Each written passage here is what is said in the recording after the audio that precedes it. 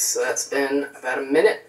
As you can see, it's pretty smooth and creamy. But on its own, this is a bit too thin to coat the florets, so we gotta tighten it up a little bit. And the best way to do that is just to add a little cornstarch slurry. I've got right here a teaspoon of cornstarch and a teaspoon of water. And we want to do this right now because if we had mixed it earlier, it would have stuck all together in the bowl and it would have been hard to get out. So we're going to have the blender running for like a minute more. And while it's running, I'll add in the slurry. The sauce goes right on top of our florets. So it has lots of sauce, but it's not a fatty sauce thanks to the cauliflower. We'll just toss these. And I like how you're handling them very gently because they're already partly steamed. And if you handle them too roughly, they break apart. We're just going to transfer to a 13x9 casserole. Go in and smooth this out a little bit. Remember those panko crumbs that we toasted in butter? We're going to add a half cup of parm because parm and panko is a classic combination.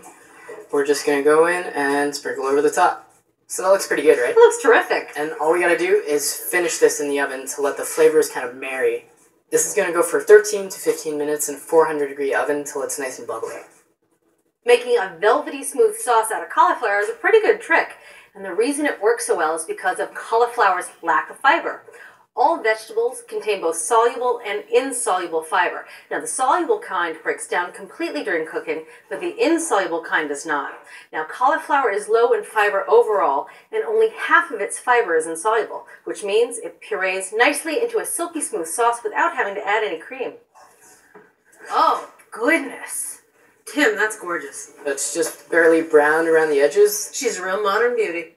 She also looks incredibly hot. Super hot. We wouldn't want to get into this right now. We gotta let this sit for 20 to 25 minutes, and that lets the starches really set so that you get a nice, rich consistency. All right, you've had me wait for 20 minutes. Yeah, and it's time to eat.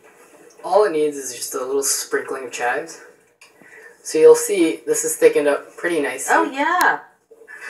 Oh, it smells good. Mmm.